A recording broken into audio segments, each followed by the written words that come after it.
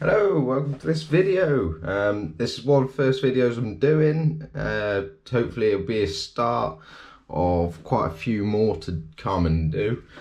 But today we're going to start off with the Baofeng BF-1909, which I believe in the UK isn't actually readily available from UK sellers. So for me to get my hands on this little radio, I had to buy it off AliExpress, which obviously then was shipped in from China. So let's start off with the price of how much I paid for it. So it was on offer for about £12, so I took a punt at it and took my chances because I couldn't find out anything much about it. All the other YouTube videos were foreign or didn't explain the things I wanted to know about this radio. So to get started, we've got it nicely displayed in the Baofeng and its model number. It's a good ABS plastic, which is hard wearing. We've got a nice big front speaker on the front with a microphone right there. On the top, we've got the LED indicator display, which goes green when receiving a transmission and goes red when transmitting one. We've also got the power on and volume knob, the channel selector knob from 1 all the way to 16. We got the standard high gain antenna, this one says on it, with the SMA connector. This antenna also is a tri-band antenna, even though this is only a UHF radio. On this side, we've got the PTT, which is in a nice rubber textured side, and 2 side buttons. On the back of the radio, we've got a belt clip, C-type USB charging, and also the connectors for the desk charger. Battery can be removed by pushing up on this tab and unfolding. Inside here, the radio says it's a 10-watt radio, which is 400 to 470 megahertz. The battery is 7.4 volt and it's a 3800 milliamp. And onto this side, we've got a lovely dust cover, nice and strong, but also flexible, and the accessory port and programming port for your microphone, earpiece or shoulder mic. So coming back to the front, we'll turn the radio on. Welcome. 1. So you get that lovely click when you turn the radio on, and it's got a nice little stop so you can't accidentally turn it off if you were to knock it or have it around. It is a solid firm on and off switch with your volume range straight afterwards. Now, a nice feature when you turn this radio on is it tells you that you're turning the radio on, and it also tells you which channel you're on for when you select it. 2. 3. That's handy to have, so if you accidentally do knock your channel, it will tell you, so you know if you're going off the frequency or channel you're supposed to be on. I've come back to this side. Now, I do like this design with the PTT and the side buttons. The side buttons are nice, up there and firm to press. The PTT, you can press on it, you've got to press quite firm. The PTT button's actually quite in the middle and you've got to press in it to activate a few times. I've been transmitting on the local repeater a couple of times with this radio, and now and again if your finger moves around a little bit or wobbles slightly off the button, it will stop transmitting and then start transmitting again, which can then cut off some of your transmission. But other than that, I haven't really got too much problems with the button wise, other than the fact that the preset side buttons cannot be reprogrammed to change the transmit power or a scan function or something like that.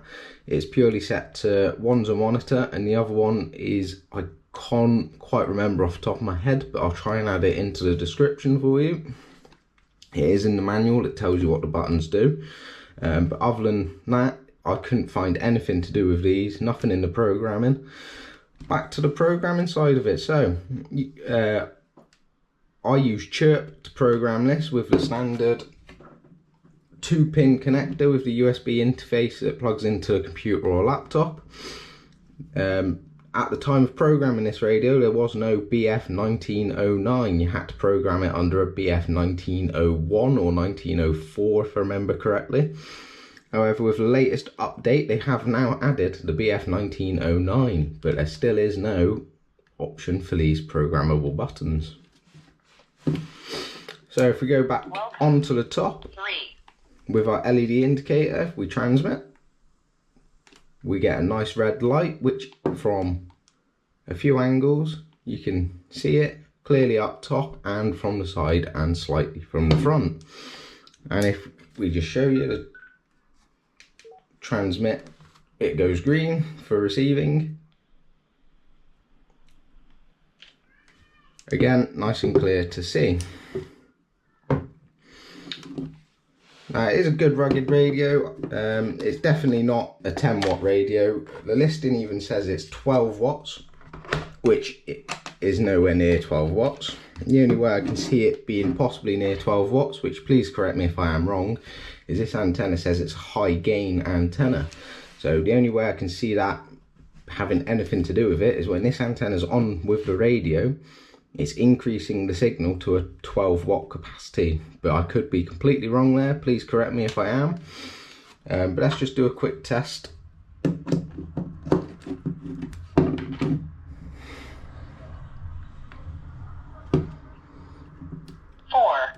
2. So if we go to channel 1, one of my simplex frequencies, channel 1 there. Oh, that's on SWR, sorry. There we go, we've got a 7.5 watts. Let's try that again. 7.6 watts. If we go across 3, to 8, 12, 16, 15. So that was on the upper end of the 400 megahertz band. So if we go to the lower end at about 433 megahertz on one of the local repeaters, we got 2.8 watts. So overall, it's a good radio. Obviously, the higher range of the 400 megahertz band, you get a better power output, and you get a lower output on the lower band. Not sure why that is, but this is all programmed for high power output. It's not been programmed for lower. However, you can, in the programming software, change it to high or low power, but this is set to high constantly. So for the cheap £12 radio that it is, it's very good, very rugged, very strong. I don't think I'll have any issues with worrying about dropping it or anything like that. With no buttons or screen or anything like that to go wrong with this radio, I reckon it would be quite rugged and useful for outdoors. Whether you're doing some sort of security or you've got an event on, or even just going on a hike or mountain climb or anything like that, if it gets banged around or not, I don't think it's going to have any issues. With the slide and clip-in design, let's just show you that again for the battery. How you have to lever it in, clip it into the bottom and then lever it over. Welcome. 50. I think that's a better design. The Baofeng UV5R, that's a slide and clip, where you've only got one mechanism holding it all in place. On this one, on the BF-1909, you've got the tabs at the bottom and it's locked into place at the top, so it's not going to slide out or accidentally come out. The whole radio's got a lever over for it to drop off. Whereas the UV5R is known for damaging the battery and it dropping off and not staying in place properly again. So all in all, this is a nice cheap radio. Nothing to go wrong with it, like I've said. The only downfall I've got is the PTT. Could do with being a little bit better of a design for pushing in. The UV5R has got quite a solid button. Same with the the UV21. That's got quite a solid button as well. You can press wherever and no real issues. However, the BF-1909, I don't know if you can hear that, just moving my thumb up and down, it's clicking different places, different buttons. I'm not sure how that button setup is.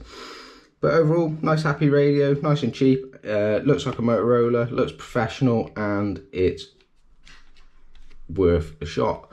I'm glad I bought it, and hopefully we'll do some testing with it audio wise and go from there. Hope you like this video. If you've got any comments or any tips or anything like that, please let me know. I have got Motorola radios as well that I can go over, including the DP4801E and the 4601. But please let me know, and I'll try to do some more videos, because I know there's not a lot on the Motor Turbo with programming that's fairly easy to straightforward to follow. I've had to figure out a lot of it to learn myself. So please let me know, and thanks for any advice. Thanks for watching.